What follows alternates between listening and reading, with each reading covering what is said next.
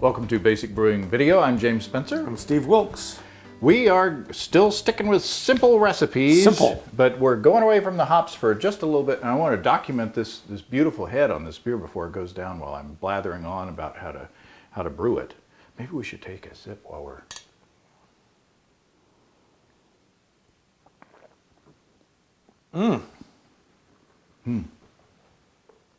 Oh, that's tasty.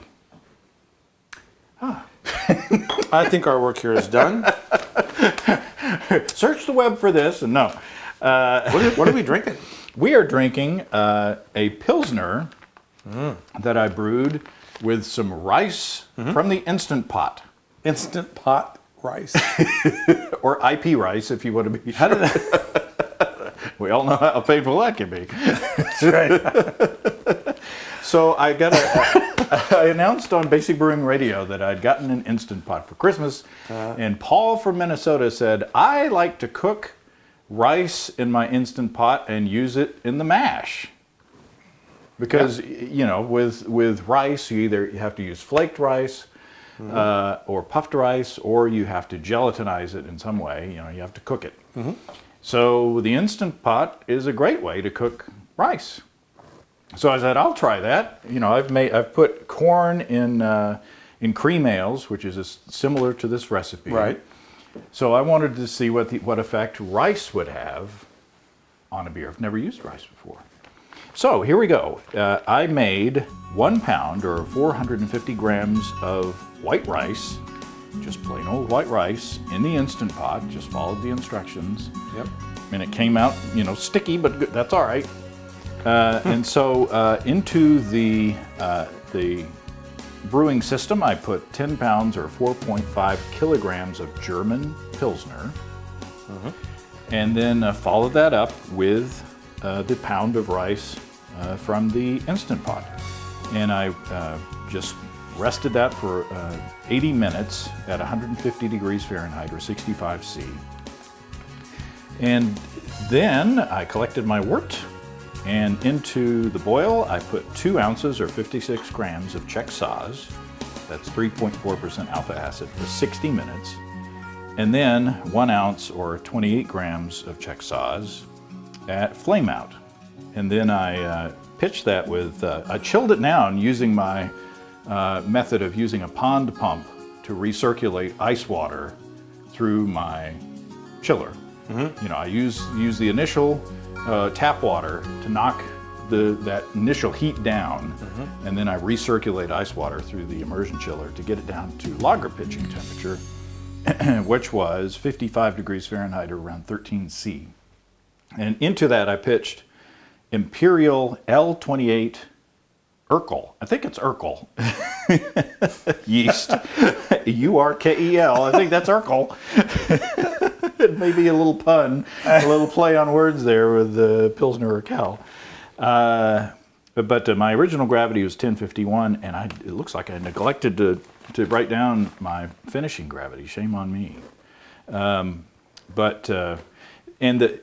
I put it in my basement, which at that time was around 50 degrees Fahrenheit, and it was actually a little too chilly for that. I didn't make a yeast starter. Imperial yeast. I've only made a yeast starter once, and that was for a lager. And I think I mentioned on this program, I made a 2-liter yeast starter, and within an hour of pitching the package of yeast into that yeast starter, it was coming out of the top of the nuts.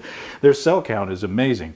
So anyway, the next morning I didn't see any activity because the basement I think was just a little too cold, or maybe if I had made a starter it would have kicked up faster.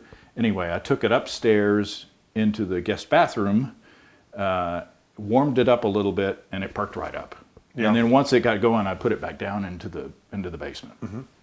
So, and then I did a diacetyl rest. After primary fermentation was almost complete, I brought it back upstairs to let the yeast clean up, you know, clean all those diacetyl, buttery, butterscotchy flavors out of the beer. How many days or hours did you allow that? More or less. It doesn't have to be. I mean, but would you let it go for? It seems like primary fermentation was like maybe a week and a half, a little longer than what I usually allow. And then, like I say, once it started slowing down a little bit, I warmed it up. I took it upstairs. So the beer is not crystal clear. It's a little bit hazy, just a teeny bit. But I think with some gelatin or something that would clear out. And I'm wondering if that has something to do with the rice or something else. But I think, the color doesn't bother me at all.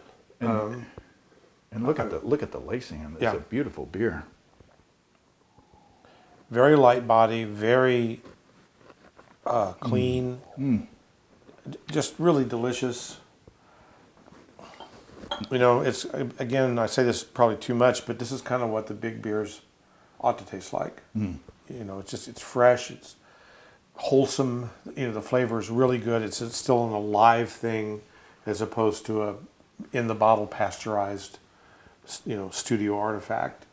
It's very delicious, and very much in balance with itself. Very light bodied. I pick up a little bit of citrus. Maybe that's from the sots. I'm not sure. Absolutely drinkable beer. Very drinkable. It's got a nice. There's kind of a noble, what I call a noble hop presence.